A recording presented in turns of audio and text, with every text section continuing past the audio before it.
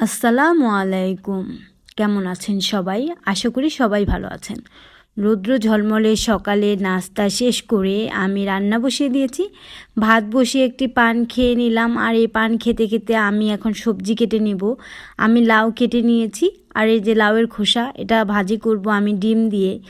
আর লাউটা ভেবেছিল ভালো হবে, কিন্তু আসলে এই লাউটা খুবই বাড়তি ছিল। এটা দানাগুলো দেখেন, এগুলো আমি ফালাবো না, এগুলো দিয়ে আমি ভর্তা করব। লাউয়ের যে দানা, এগুলো আমি বেছে রেখেছি, কারণ এটা রান্না করলে আসলে ভালো হতো না, তাই এগুলো দিয়ে আমি ভর্তা করব। এর ফাঁকে আমি চলে গেলাম, ভাত বলক আসার আগে আমি পেয়ারা গাছ থেকে পেয়ারা পেড়ে নিলাম। গ্রামের এটাই হচ্ছে সৌন্দর্য।